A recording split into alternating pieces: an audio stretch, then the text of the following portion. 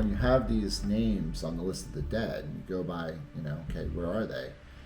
You're suddenly going, oh, there's 12, there's 24, there's 36, there's 48, there's 50, there's 60.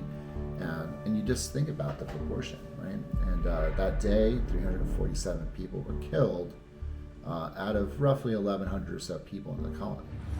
So if you can put that in today's proportion to our population, that would be like nuclear strikes in our major cities.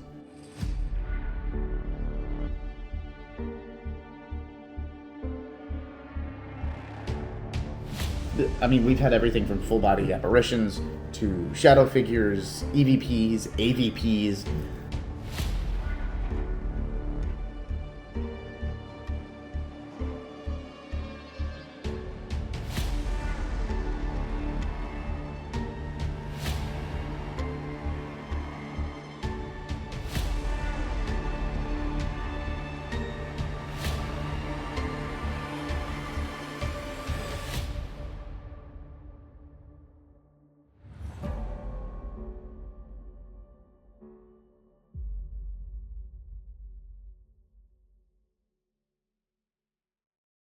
Let's get over a little bit. There we go. Yeah, really get that pneumonia on me. Here, let's just do this. Let's do our entry like this. You just get me. Welcome.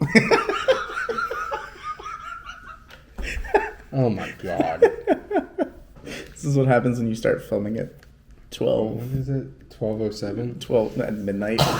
Ew, god. Perfect. We're keeping that in. Chewy. How do we kick this off again? I do my central welcome, right? Welcome, everyone. Welcome to another episode of Eerie Encounters. My name is Steve. I'm Chris. Tonight, we are bringing you guys to, I guess, for me, the very first historical, I guess, when I say historical, I mean some serious, history, some serious age behind it. Yeah. But very first historical location that I've ever investigated. I guess you probably did, the tavern first? Yeah, the tavern was my first. Was your cherry, your paranormal cherry? My paranormal, well, there was another location that was my paranormal cherry, but the tavern historically wise was the first. Because I investigated other places before here, but I've never investigated somewhere prior to that there was 400 plus years of history. Yeah. So this is definitely kind of for me, I guess this place is, to me, almost a home base in that aspect, right? It's got to be a special place because Henricus kind of kicked it all off for the Transcend team. It kicked off a lot of how I investigate and how we as a team investigate and interact, how we work with historical locations, and I mean, just really put us on the journey that we are here now. Yeah. The one thing I really love Henricus and it's like a smorgasbord of stuff, in one location between the Native Americans and the colonial stuff, and then you have the Civil War stuff. It's like a smorgasbord of a melting pot. It's like gorgonzola, or no, it's not gorgonzola. Cheese, buddy. It's not gorgonzola. It's like a provolone. It's like a cheddar cheese. Paranormal.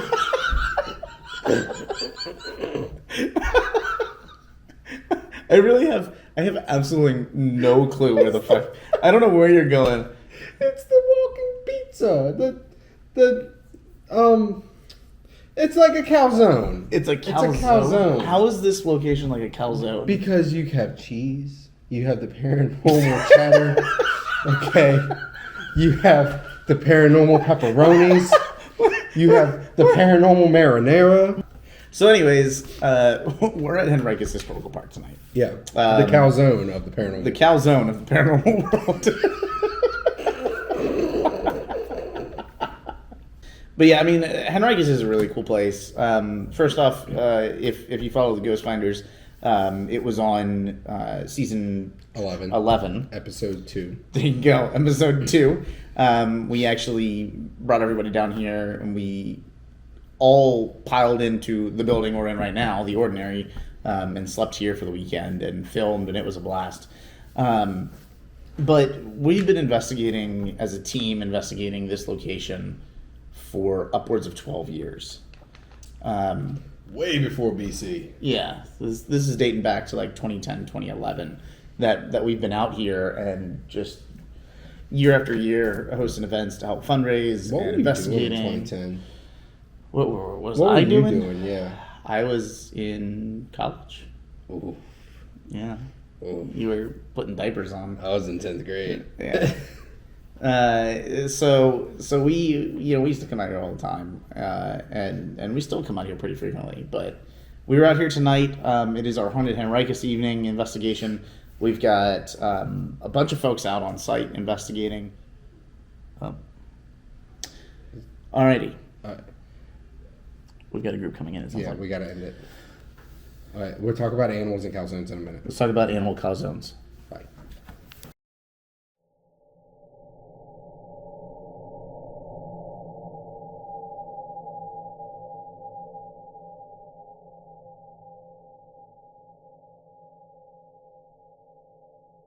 Now, the history of the site is such that Sir Thomas Dale, comes here in 1611.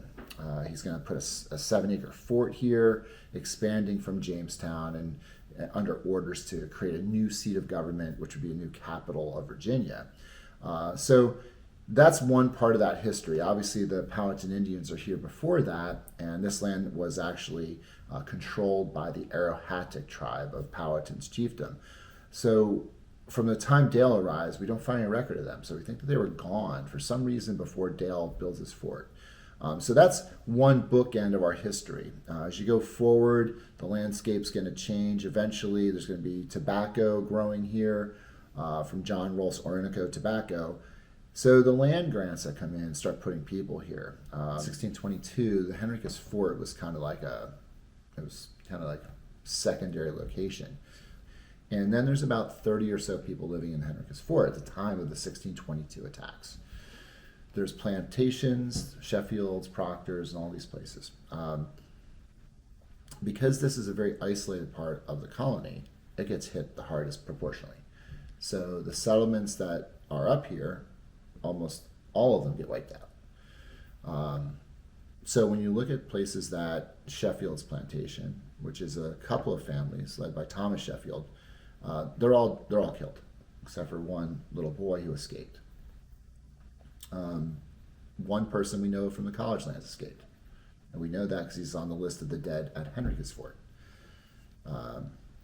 So when you have these names on the list of the dead, and you go by, okay, where are they? You're suddenly going, well, there's 12, there's 24, there's 36, there's 48, there's 50, there's 60. And you just think about the proportion, right? And that day, 347 people were killed out of roughly 1,100 or so people in the colony. So if you can put that in today's proportion to our population, that would be like nuclear strikes in our major cities. Why, if Opie Cancanute wanted to kill all the English, why didn't his warriors just keep hitting them? And that's an important question. Because really what it comes back to is something that we know that the Powhatans were known for, which is diplomacy and brutality. What happens? He played the English hand. He basically said, okay, I'm going to do this. And the English do what? Several months later, they go to Opie Cancanute and they try to open up diplomacy and negotiations again. So imagine that. Someone just comes in and kills a quarter of your population, can predict that you'll come back and talk to them. And that's a part of who Opie Cancanute was. He just carried himself that way. The one exception we know of is this lady Alice Proctor. For some reason, John Smith wrote that they came after her for 3 weeks. And she fought it out for 3 weeks, survived, whoever was there with her. And, we're not sure about that either. We're not sure what the conditions were.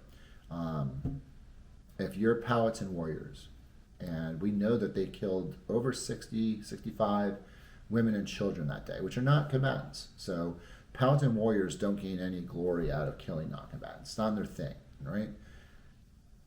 But they did that day. So someone had to command them to kill non-combatants because it's a message. So Alice Proctor, we think, was on the hit list. And here she is. First day, still there. Second day, still there. Third day, third week, still there. If you're the Powhatan warriors who had the assignment of getting her, do you go back? That's the question we ask.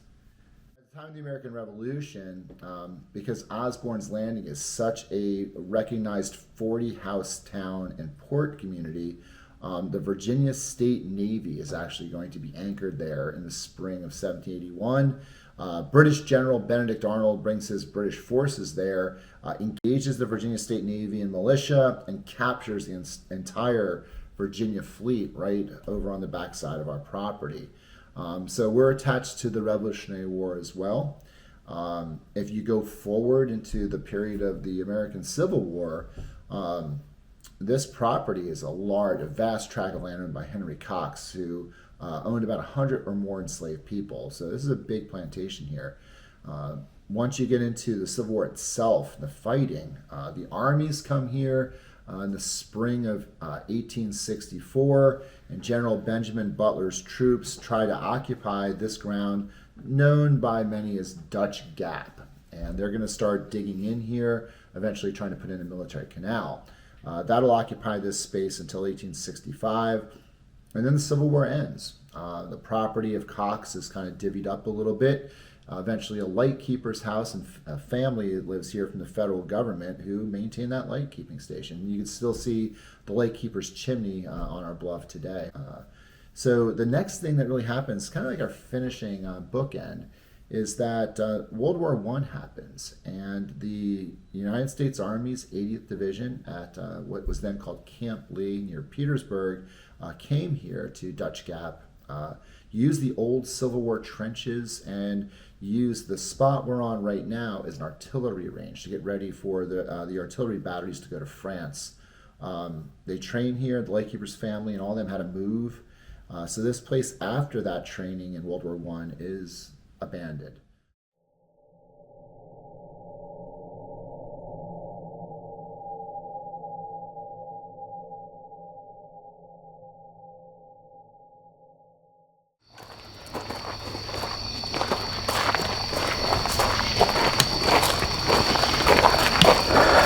All right.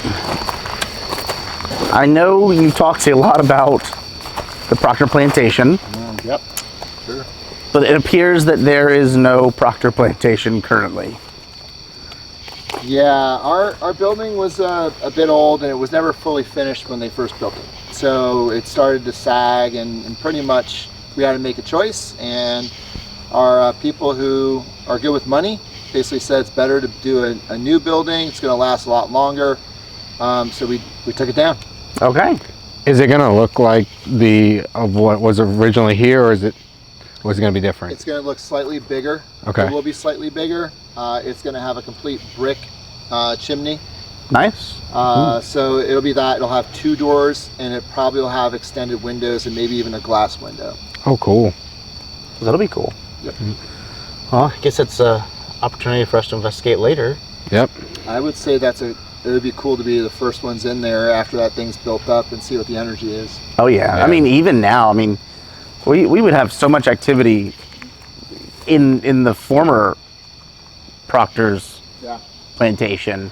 All right, well, I guess let's go ahead and make our way back in time and start the evening out in the Indian village. I feel like, we talked a lot about, you talked a lot about the Proctor Plantation and what Alice would have gone through. Sure. And since we can't investigate her perspective, maybe we start in the Indian village and kind of begin there and then work our way forward into history. Cue the classic Batman. All right. Well, you're heading this way, so let's get on trekking. All right, cool.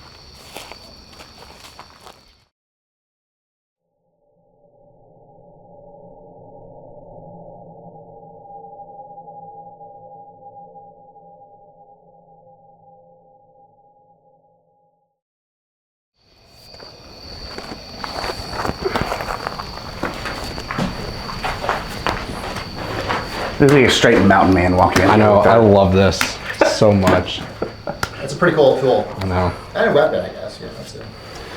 So yeah, man, welcome to the Henricus Powhatan Indian exhibit. So in Algonquian, they would call these houses Yahawkin. And so for us, this type is modeled off of the John White drawings of the native settlements on the coast of North Carolina.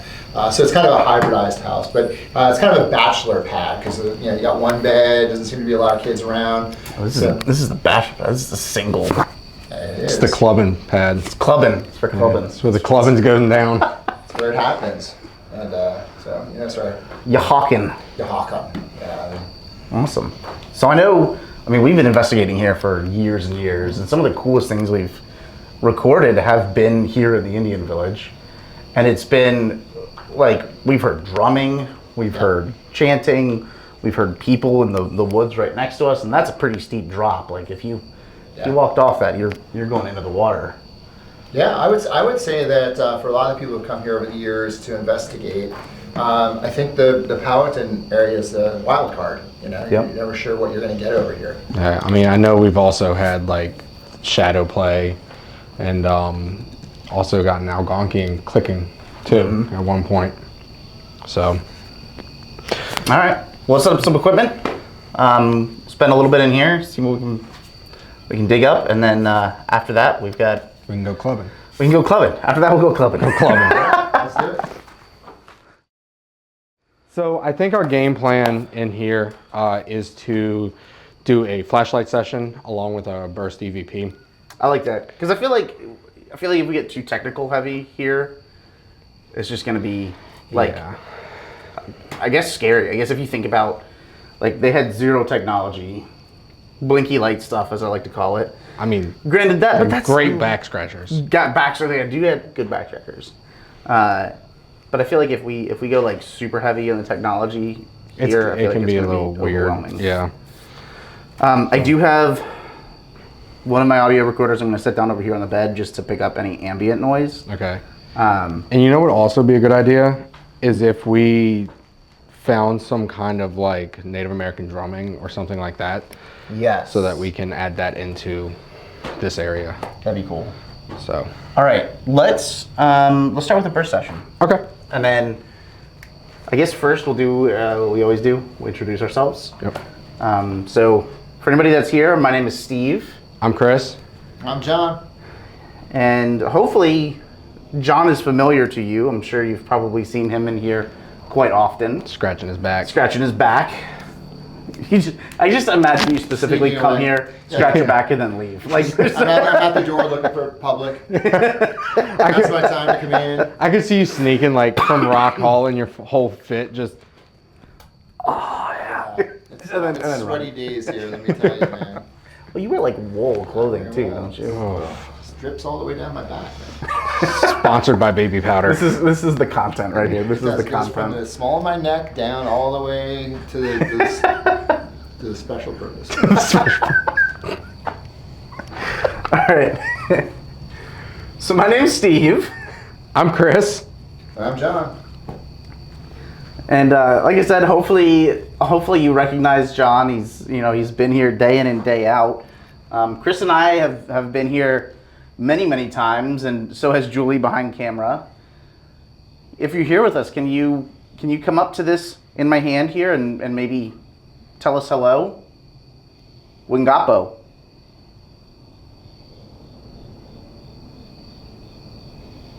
Planes overhead, I hear that.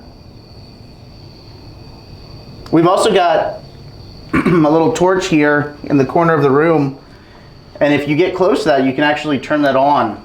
And that's a way to kind of communicate with us in a binary form, yeses and nos. So if you turn it on, that would signify yes.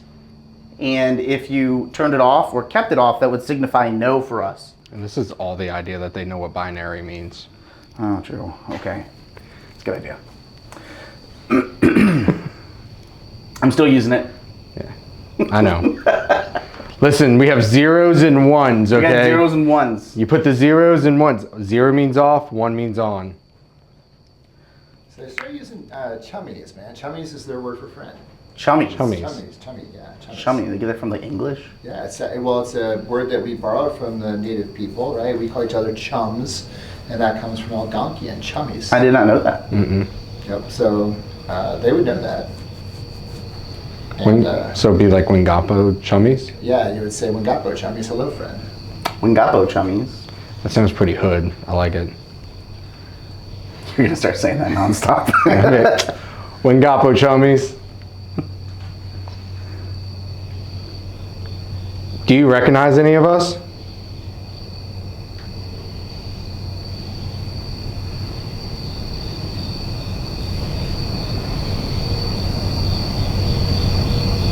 Do you like this area?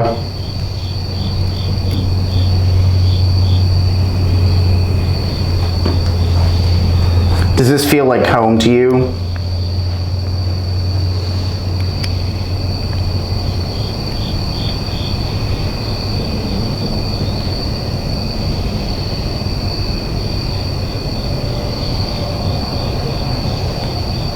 I mean, it's a pretty good building here. Keep you pretty, I guess, pretty insulated from all the elements. Got your chimney hole. It's all closed off now, though. Polka Tower, fire. And there you go, Tucson, which is a bed.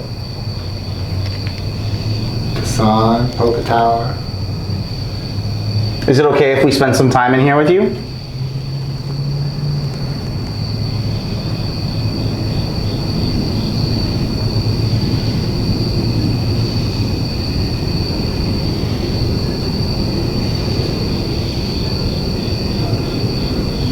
Is there anything that we can do to help you while we're here?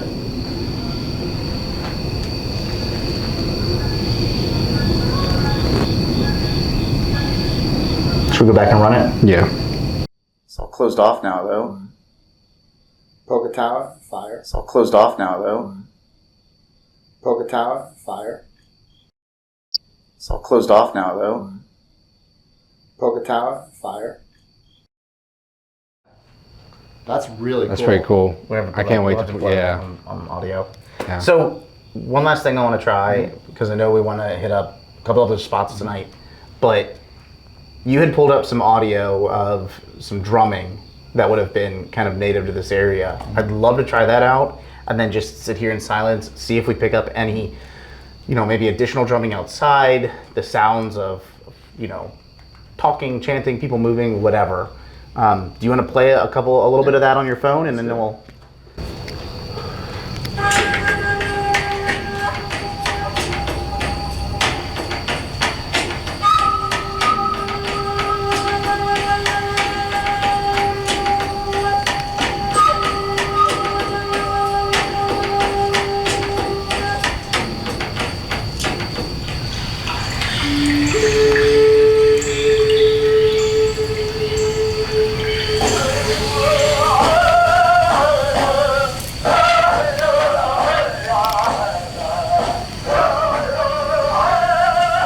I just wish that flashlight would go with like the beat. Oh, that'd be so cool.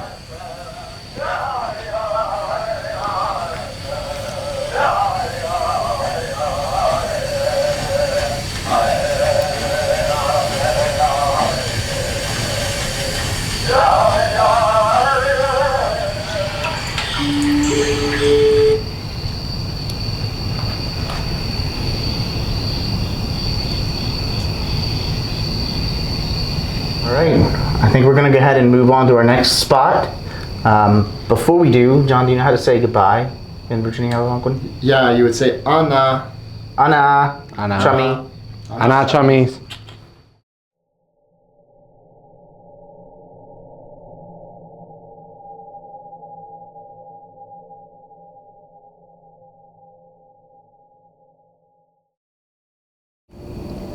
No, I can't read. It's not even in Latin. I know, but it's too big. It's in English, and he struggles with it. Chuggles. He chuggles with it. All right, we just wrapped up at the Indian Village. Yep.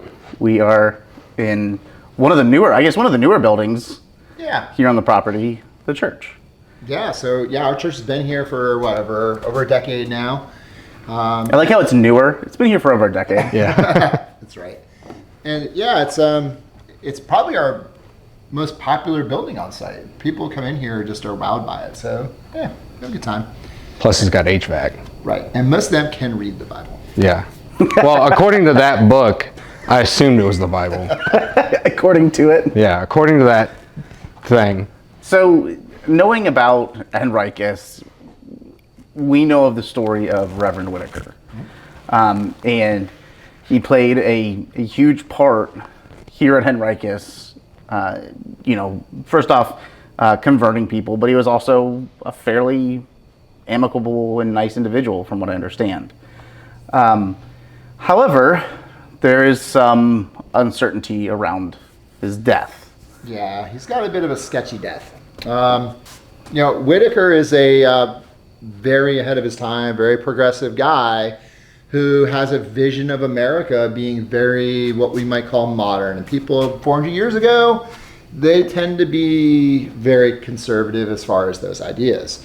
So Whitaker believes that the Powhatan Indians and the English can be harmonious in one communal settlement together over time. Mm-hmm. And he also believes that you got to watch out for money making and might have the root of all evil being made in tobacco here. So that is kind of stuff that might be a little stick in the mud. So what we think happened is Whitaker was somewhere in the river, drowns in the summer of 1617, and the person who would be in charge of investigating is the antithesis of Reverend Whitaker, and his name is Captain Samuel Argall, who is... He just sounds like a villain. He is. He's he is. He's the guy. He's got the curly mustache. No, he doesn't. Got a little cane, like a little bolo hat. This guy is the same man who kidnaps Pocahontas, right? He's the same guy that after he drops off Pocahontas, goes up the coast of Maine and kills an entire French settlement and holds the priests for ransom. So what you're saying is he's an a-hole. He's a bit of an a-hole, and he is the guy that just happens to be the temporary governor when our guy, Reverend Whitaker, drowns. Interesting. And he doesn't investigate it, and then the family back in England are pretty pissed about that. And wasn't there not a whole lot said about that as well?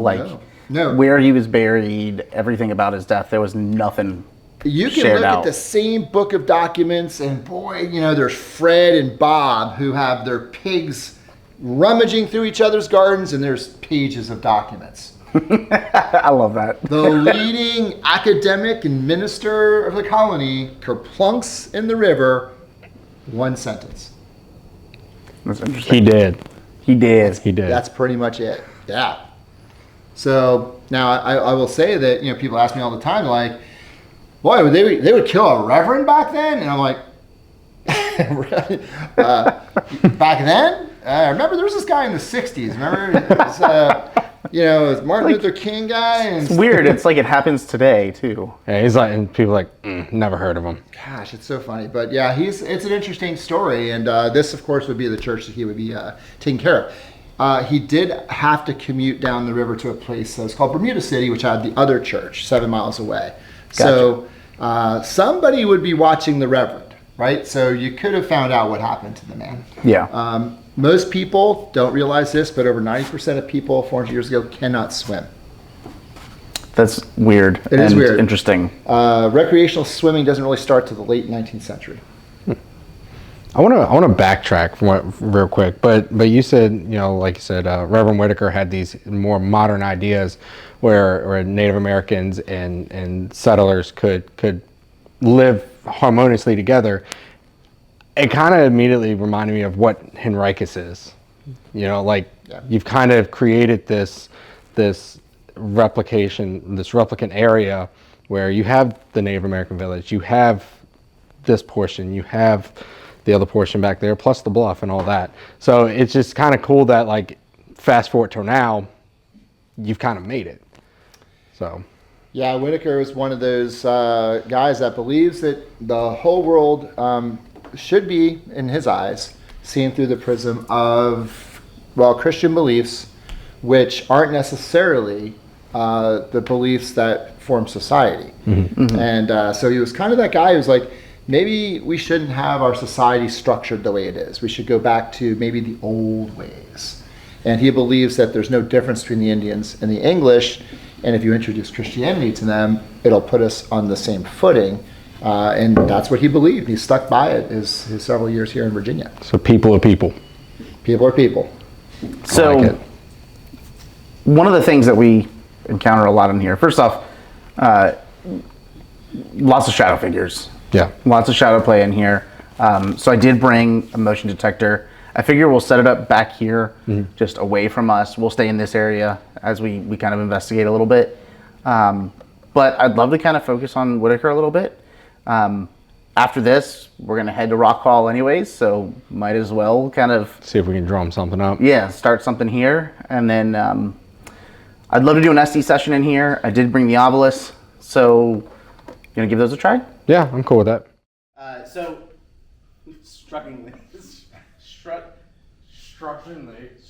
I struggled, begrudgingly set up the motion detector back there.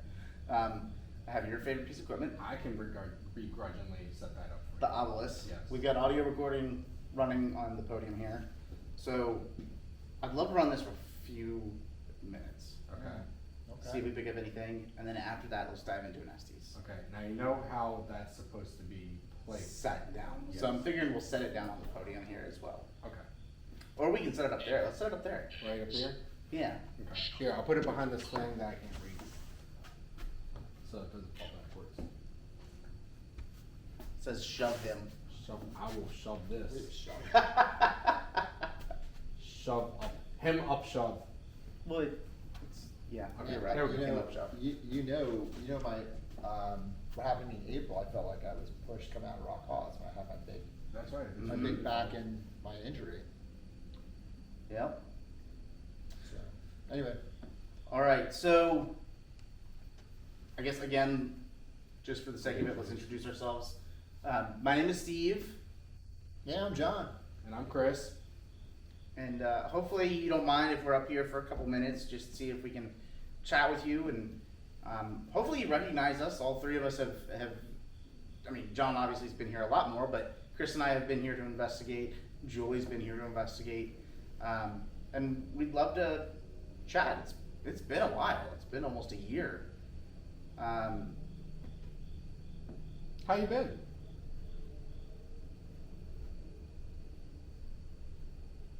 I don't know if we've ever used novelists in the church.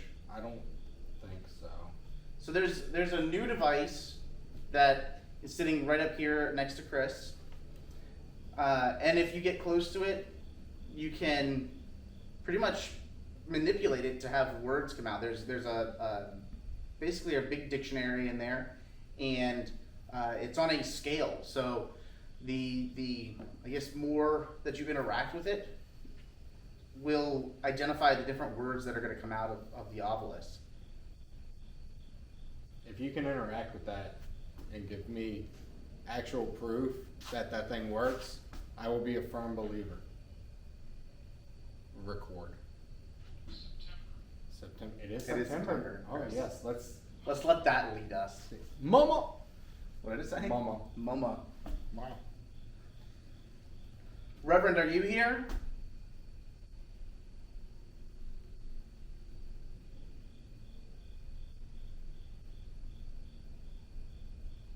Is it?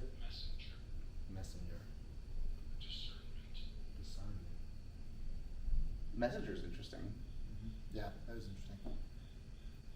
When Whitaker, dies, his letters are published in England, of course, and they put a title on it. It wasn't his title, but he was called. Well, the whole thing of his letters was called "Good News from Virginia," and it was his messages to the people of England. That's interesting. And he didn't know, obviously, he was going to die, but he did send his letters back so people can see what he was doing here. And so that set of letters was published, Good News from Virginia, and the title they gave him was The Great Apostle of Virginia, Reverend Whitaker. That's pretty cool. So yeah, he was, yeah. I always find it interesting how little known Henricus and the impact that it had on the colonies and America as a whole, just a lot of people just don't recognize that and don't understand it. Well, because, we're taught Jamestown. Everything has always been taught Jamestown and not anything else. And then you have such a big figure like Whitaker up here that is doing all of this work and is being very influential and progressive in his thoughts and opinions and actions, just sort of lost to history. Yeah, it's curious, Sunset. I think Jamestown does the disservice because today, if you go down there, Whitaker's name's not anywhere. The minister who was at Jamestown did not have his letters published anywhere. He was not looked at as being this great divinity, and this is Reverend Buck, anyway. But Whitaker is looked at because his father was a legend in the church. His father had published all kinds of books. Was a doctor of divinity. Whitaker basically is just following his father's footsteps in the clergy, and he comes to Virginia, and I think this was his chance to make a dent into history. Mm-hmm. Not that he would have that vanity, but any minister wants to reshape Christianity into the world, and I think that was his whole purpose of being here. So did he stop at Jamestown before he made his way up here? Yeah, they all did. Yeah, they all stayed at Jamestown for May 1611 they arrived. September is when they came up here. Oh, okay. And by the winter they had the church and other main buildings done. They camped here through the first winter. So maybe there is relevance in September being more than just a random word. Yeah. Right. Okay. Can you give me give us a little more information on September? Can you give me like a date?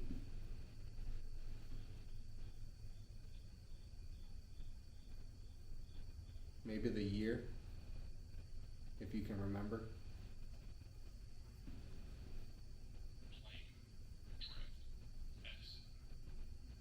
Yep. Wait, what? Plane Drift Edison. So Reverend Whitaker was best friends with Thomas Edison. Thomas Edison, yeah. Called him T-Eds, Yeah. that's what we call him. They used to drink and talk crap about Nikola Tesla. I am interested, Reverend, what was that first winter like? I presume that it was kind of a scary time being in an unknown land. There wasn't that many folks here at that time. Not really. I mean, about 300 here.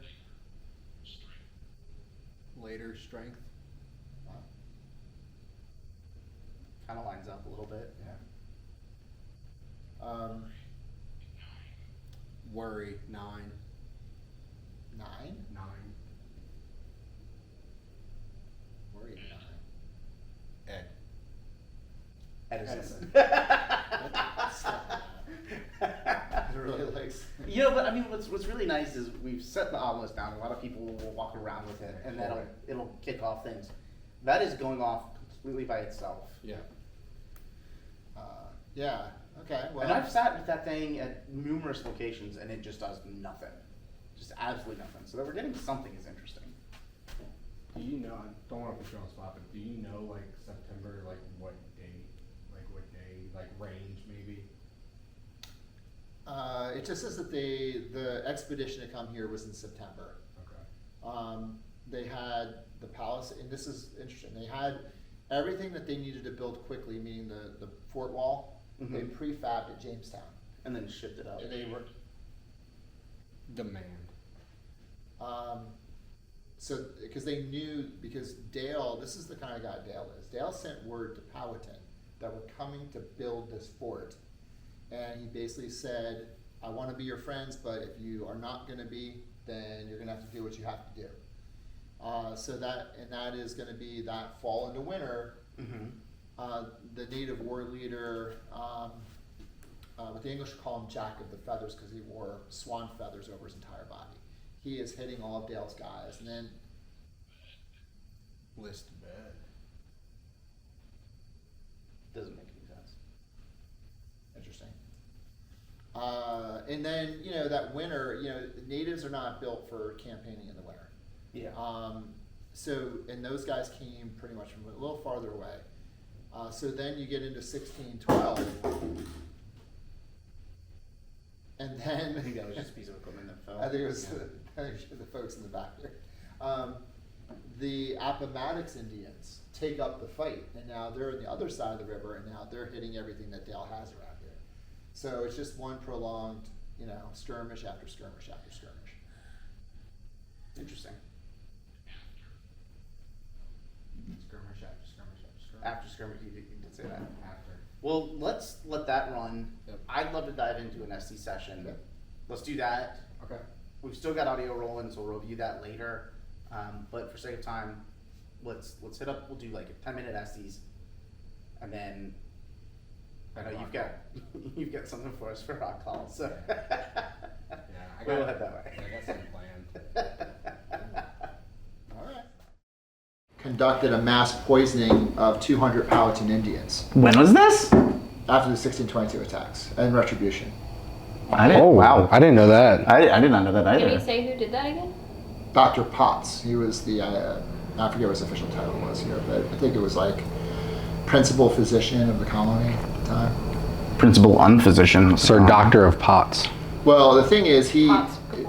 kind of knew how to, with the apothecarist, create, and what he did is he just basically put the poison into, hey, we're gonna meet and like make up. Yeah. And they had these giant, tubs of alcohol brought out for the party, and it was all like George Jones, right? Wow. All, yeah. That's crazy. And of course they had to make it so that his people wouldn't drink the stuff. One of the things that I want to do in the church, obviously, is an SD session. Always seem to have some pretty decent luck with it in here. I am running the Echovox. This is on airplane mode. There's not even Wi-Fi out here, even if I wanted it. But this is running on airplane mode. I've got some noise canceling headphones. And so I'm going to listen to this. I'll have my eyes closed. So you guys will ask the questions. Shoot, Julie, if you want to ask some questions, you're more than welcome to. We'll run it for about 10 minutes. And anything that I hear out of the Echovox, I'm going to say. And let's see if we get any context, if anything fits. Yeah, the main thing is just kind of when you ask a question, don't boom your voice. Kind of keep so it I don't down hear it. low. So, Ready? ready. Let's rumble.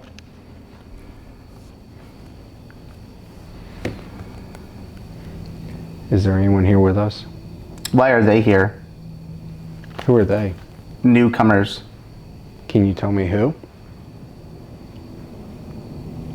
Reverend. Which reverend? He came along the river.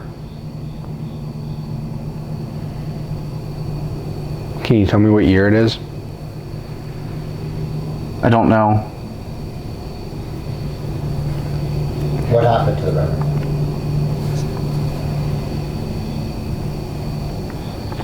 Boat. What happened in the boat?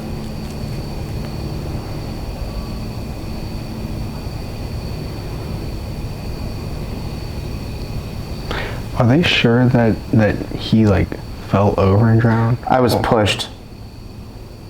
It just says he drowned. It doesn't say anything about boats. It doesn't say anything about bathing. Just he drowned. So you were pushed. Can you tell me by who?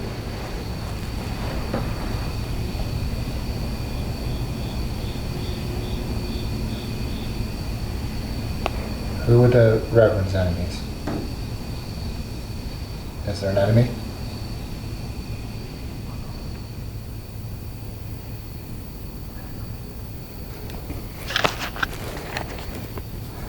Who killed the Reverend?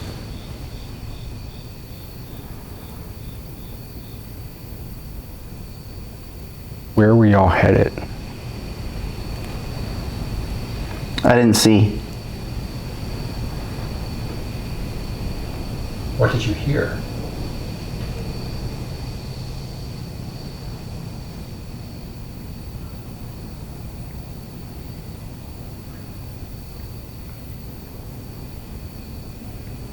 Was there? I was attacked.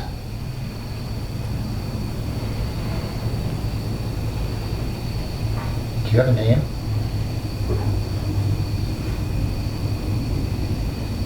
Tell us your name. I'm feeling like a sharp pain, like right here.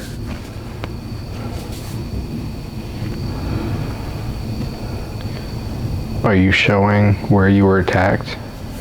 Through Steve? Paul, Crimson.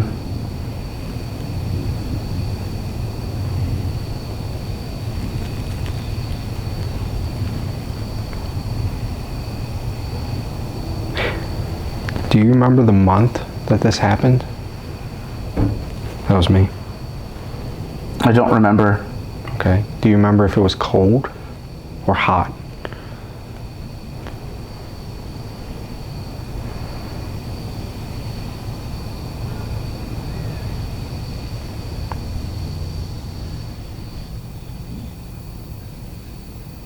Why was the river? The river was cold. It was cold. I was outside.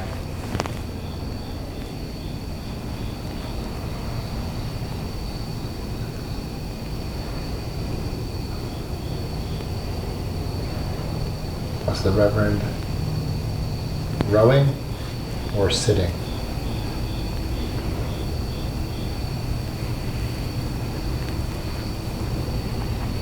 Didn't row.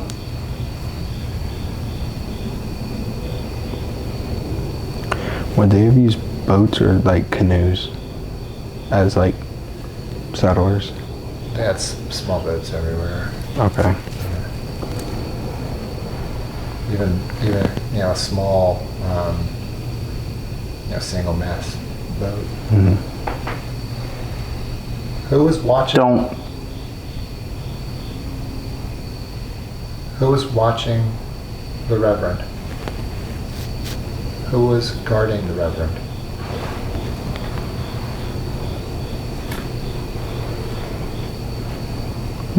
No one.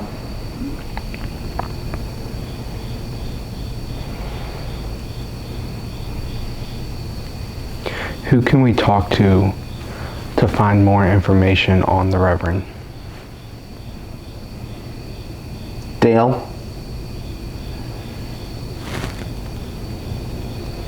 Dale's gone. Dale's in England.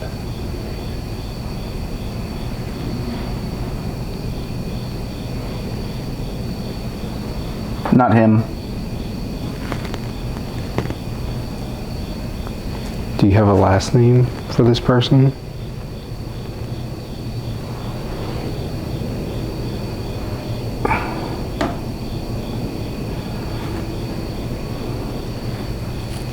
It would really help us out. We want to know more.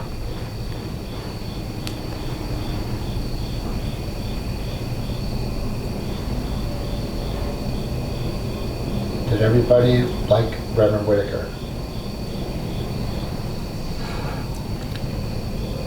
Kill Reverend. Why?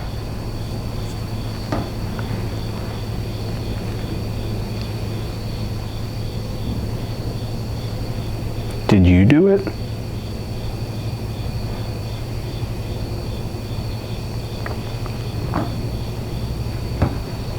I could, or they could.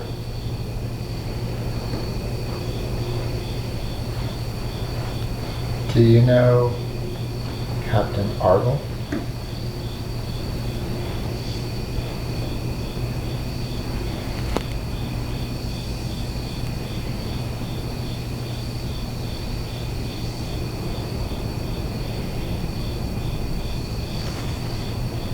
Captain Argyle is in charge. Do you know him?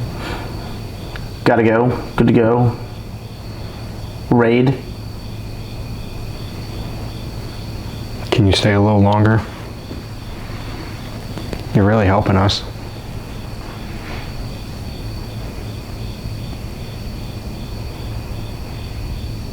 Do you know Dr. Potts? You heard of him?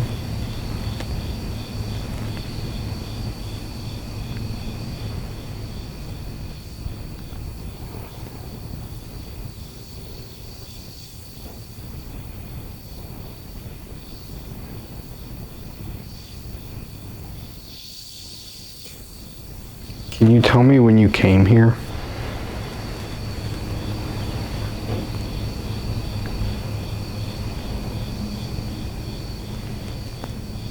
Whether it was hot or cold?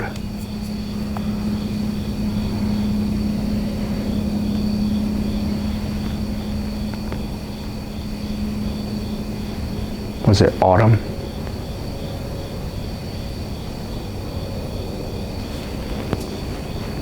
People.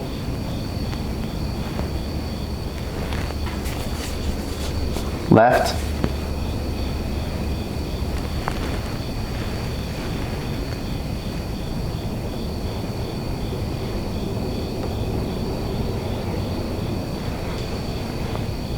How many people were left?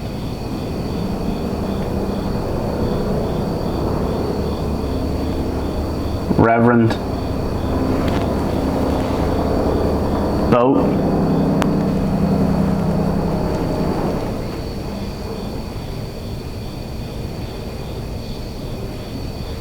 How many people in the boat? I don't know.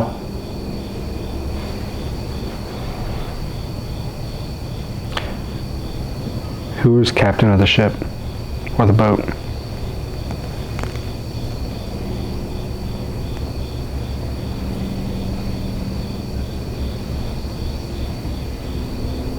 Please stop asking. Only if we can ask a couple more questions, okay? Can you tell me the name of the vessel?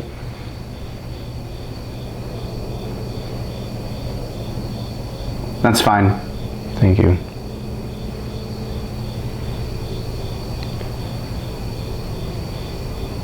So what was the name of the ship or the boat?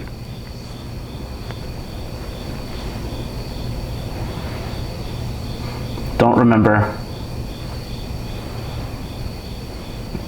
He must stop. Who is he? Reverend. Why must he stop?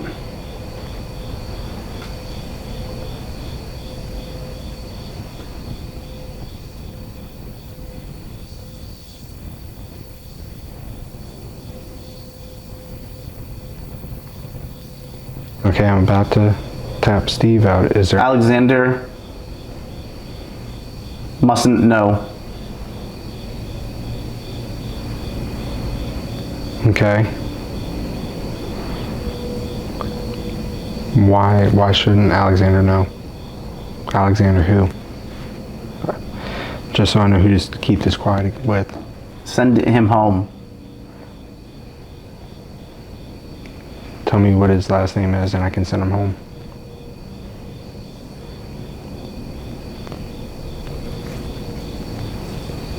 Please.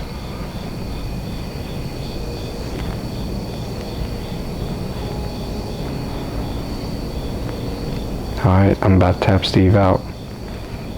Can you tell me one more thing before we end this session?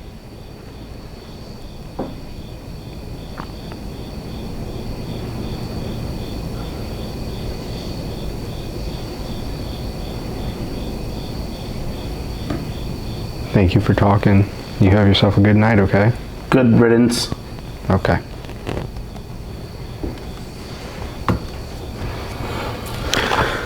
I feel like I said reverend a lot. Yeah, that was pretty cool. Was it?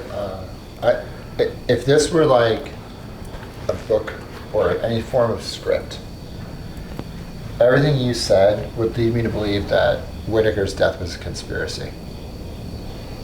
You think so? Because it seems like somebody's trying to say that he was pushed into the water, that everyone has to be silent, right? We can't divulge who's involved, and apparently, I mean, it just seems like it's more than one person. Yeah, and what's wild is like when you were talking about it up there, one of the things that went through my head was like, you know, like you said, he was more of a modern person and had these ideas, and people at the time also didn't like those ideas, so why not get rid of those ideas? I also want to make note, you know, you said it earlier that you've had this at places that it hasn't said a peep.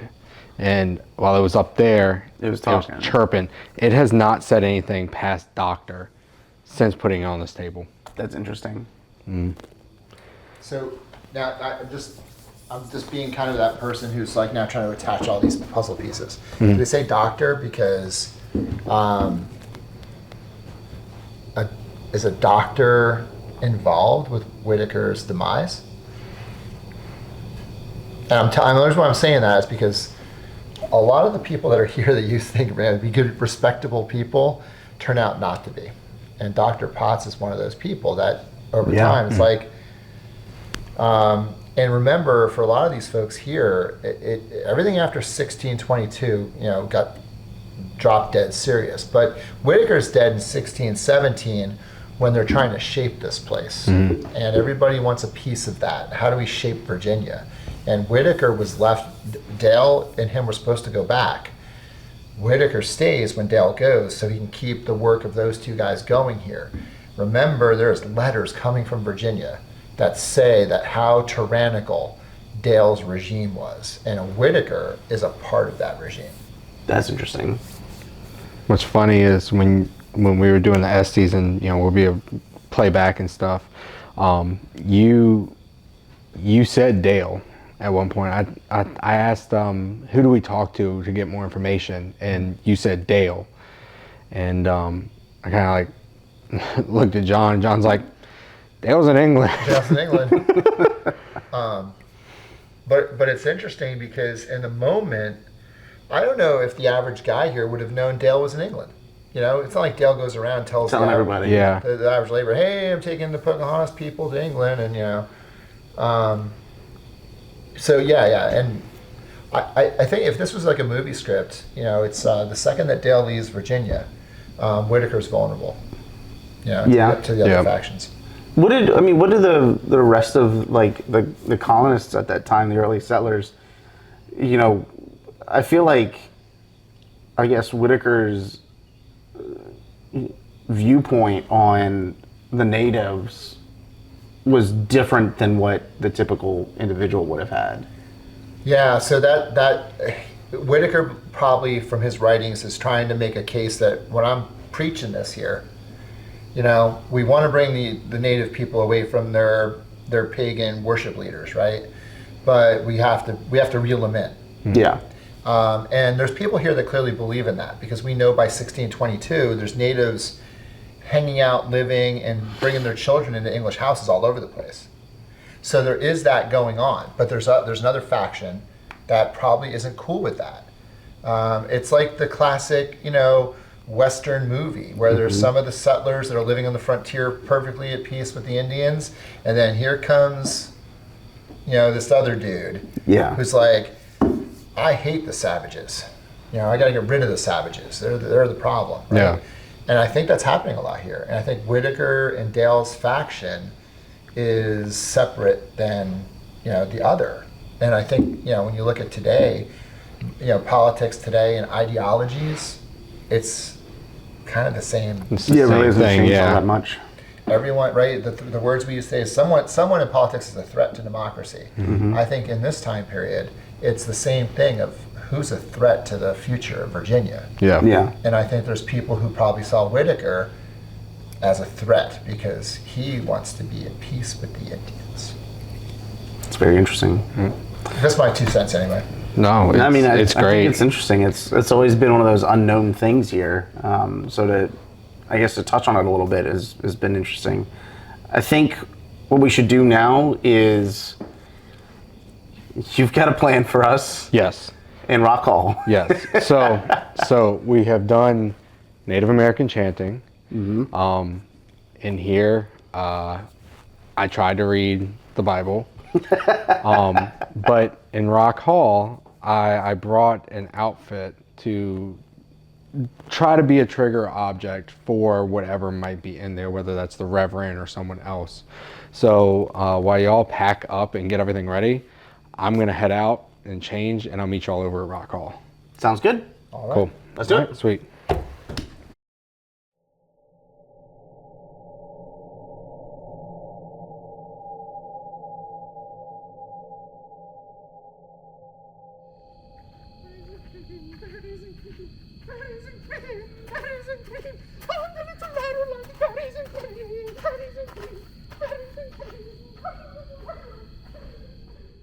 So, if you're in here with us, what do you think of my attire? Do I fit the time?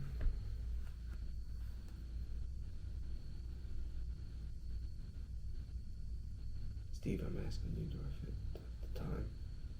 I don't think so. Oh. I wasn't asking you.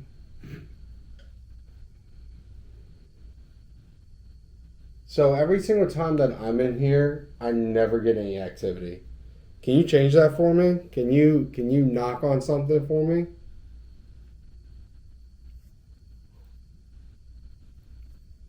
I yawned.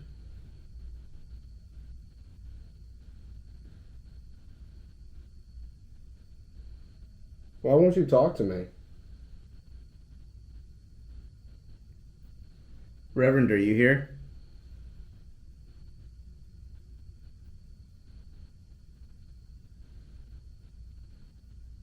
Reverend, if you remember, what happened to you?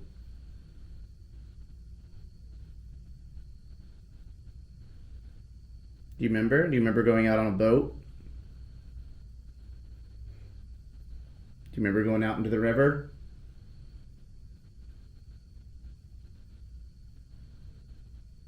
What happened after that?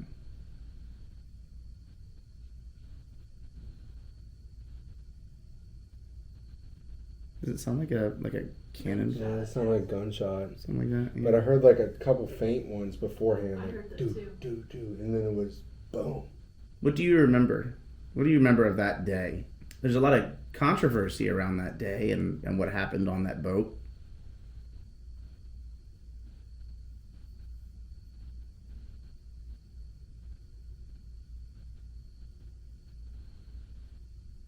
Was it accidental, or were you maybe pushed into the water?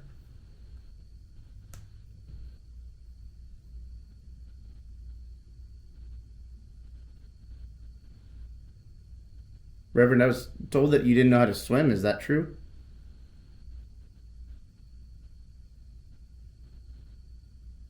It's quiet in here. I don't even feel anything. Quiet. Do you? Yeah, I was just thinking that. I don't know. I think it's a Didn't even bus. feel really creepy upstairs either. No, I don't know. I don't feel like there's anything in here tonight. Which sucks. It was earlier. You win some, you lose some. All right. Well, let's head back. Yep. Let's crash. We're sleeping on site tonight in the ordinary. We're downstairs by ourselves, so maybe we'll pick up something then. Maybe we'll find some clues. Some clues. All right. Sounds like a plan.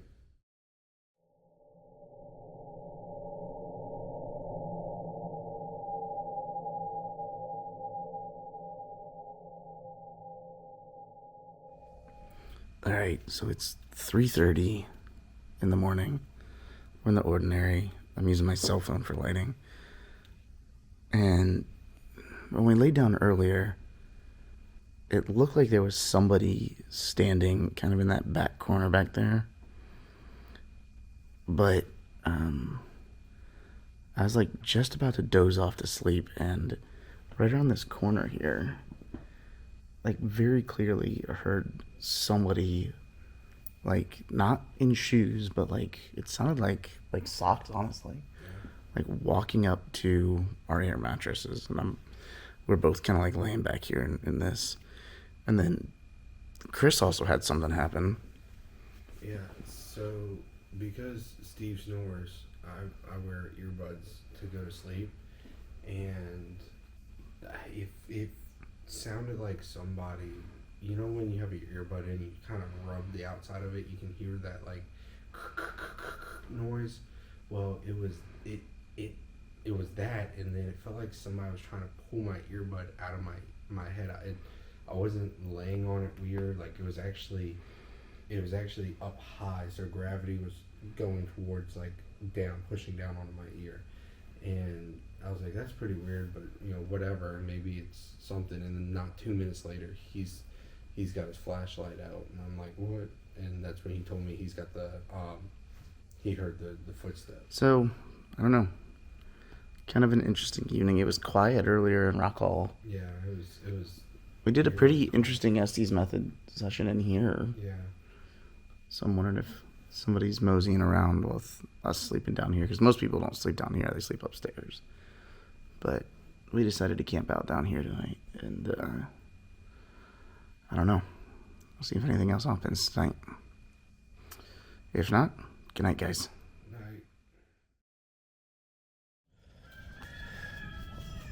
Good start. That was beautiful. Good timing. Thank you. And here we are. I love how she's on the back side of the camera. She's like, I know what you're doing. Just wait for the rub up, and then like the whole camera just goes sideways. She We're starts done. batting at it. I know.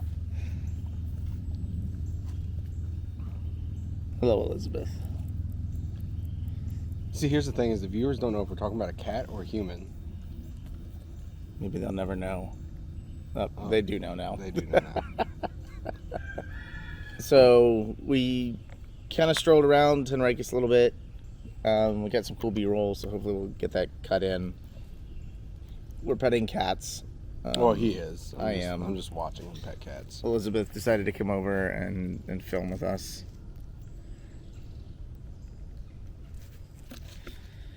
And I think...